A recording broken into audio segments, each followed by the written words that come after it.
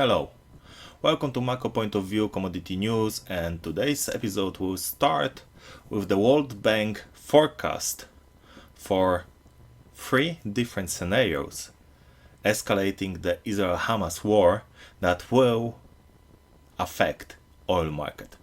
The affections of small problems on the oil market, it's compared to civil war in Libya. So it will be in the range somewhere between 500,000 and 2 million barrels a day.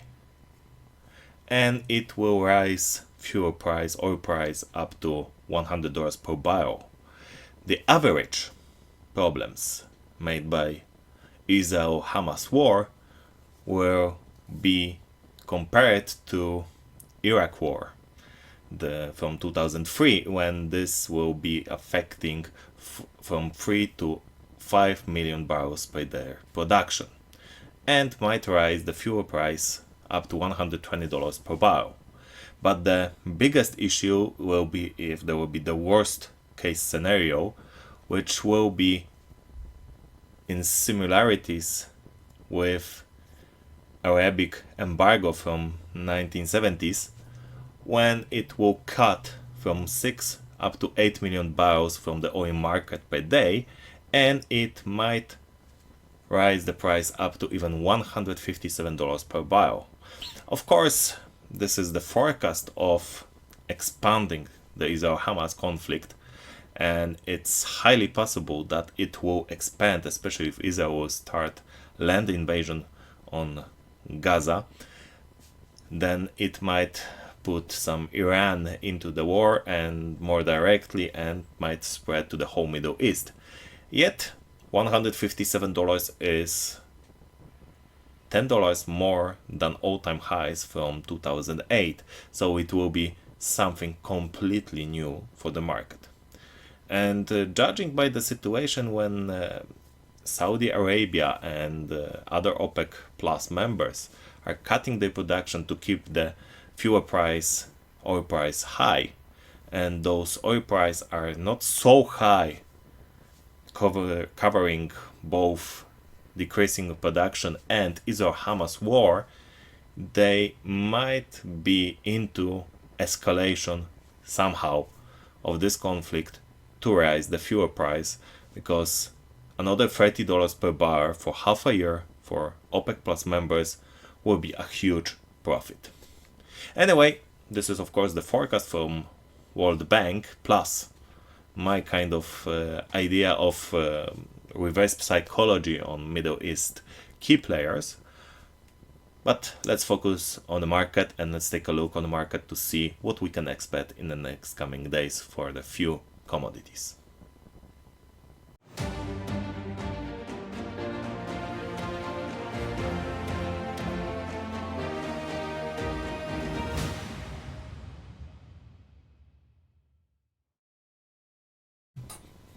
So let's start with the Brent oil, as it's kind of obvious choice after those World Bank forecasts. And we can see that this market is on a steady level somewhere between $87.5 and $90.5 for the past 5 days, and we are into the 6th day of staying in that range. But it might change, as we've got some information that OPEC countries, mostly thanks to Nigeria and Angola, raised their production over 180,000 barrels per day, which creates a level of production of 27.9 million barrels in the all OPEC countries. OPEC, not OPEC Plus. And it's still under the limits they allowed to product, and it's up to around 560,000 barrels per day. More production is allowed for some countries, but of course mostly it's still Nigeria and Angola who are behind the schedule. And this is of course a very bad information for the oil prices. It's also supported, those falling prices, decreasing oil prices, is supported by fourth month of dropping crude oil imports to India, which dropped in September for almost 7% from August import, and it was 17.43 million tons. And of course, it's 2% less fuel consumption in India in September. That's two things that, as I said, are supporting decreasing oil prices. And another thing that might decrease the market is that American Energy Information Administration claimed that the production in August in USA hit the new record on a monthly level, about 13.05 million barrels per day. And it's, as I said, it's a record. It's 0.7% more than July.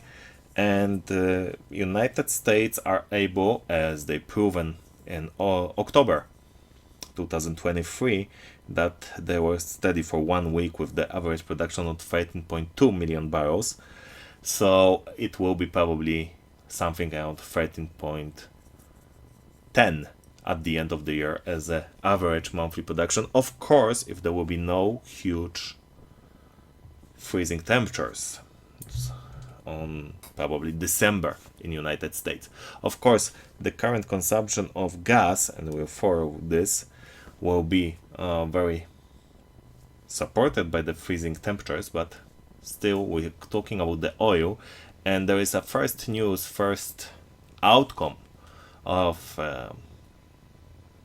releasing some sanctions from United States against Venezuela, and everybody was counting to have a dramatic jump in the oil production.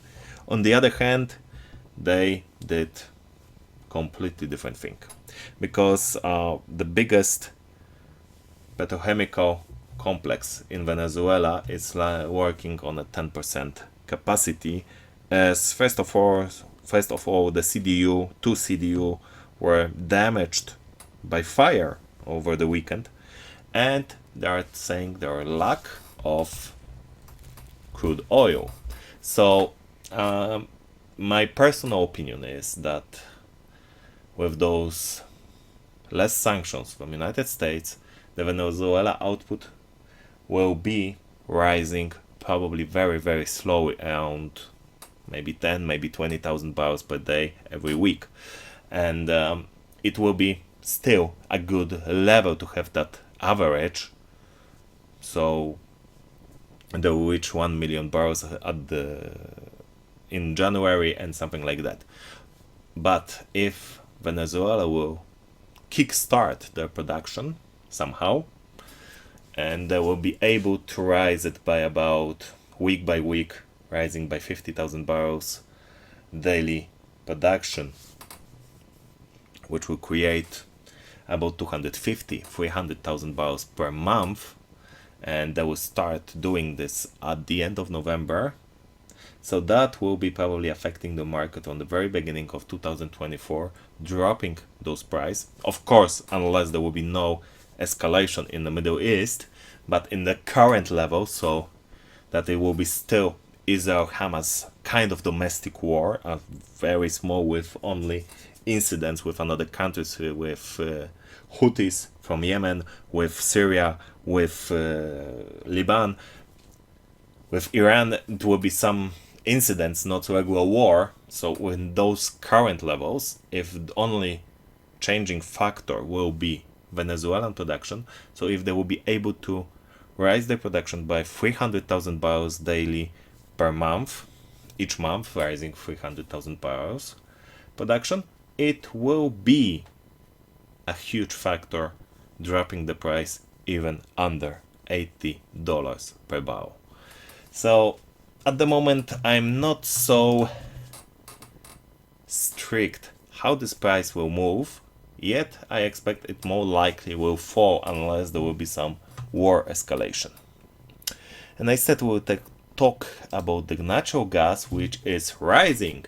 Yesterday we rise a lot because there were still more and more better information about the consumption levels in the United States, and at the moment this week rised to 110.2 billion cubic feet, which is 2 billion cubic feet more than they were expecting in Friday. And next week it should be also higher than Friday forecasts and reach 105.5 billion cubic feet per day, which is a lot because at the moment the average October production was record, but 104.1 billion cubic feet daily, which it is 1.5% more than in September, yet as you can see it's under the current demand on the local market. And LNG terminal exports, LNG export terminals doesn't work with the full capacity as they took 13.7 billion cubic feet. They should be allowed to take more than 14. And export of natural gas to Mexico, it was in October 6.8 billion cubic feet per day, which is less than record 7.2 they reached in September. So there is still space to make more demand for export, and with all that being still above production, it will probably make this gas storage to drop. So I'm kind of optimistic and I expect to reach over $4 in the next 6-7 sessions, and then we'll probably have another take profit moment. So let's take a look on something different. The sugar prices are kind of steady, but yet there is some factors that should be rising those prices in the near future. First of all, we've got a fire on Parangura, Brazil export port, which is one of the most important export points for Brazil. Of course, not only for sugar, but it also for soybean, for corn, and for coffee. So all those markets are affected because one of the piers will be closed at minimum till 4th November. And there was 9 ships waiting for that pier, so they will be probably moved. And because currently there was over 40 days awaiting time for loading grains and or sugar or coffee, and now we lost one pier, so it will might rise up to 45 days. Just simple as that. So that's the one thing that's supporting the sugar price, as there is no difference for the next seasons or current season's productions, but there is a current problem. The problem is now with physical access for the goods. And another thing is that there is some rains in the center south Brazil, which will probably push farmers to leave more sugar canes for harvesting in March. And the first ideas were about 20-30 million tons of sugar canes left, and now the forecasts are rising up to 60 million sugar canes. So it might affect the current production will be lower with the higher production starting from March. And of course we've got dropping by 8% production in India, and it's another drop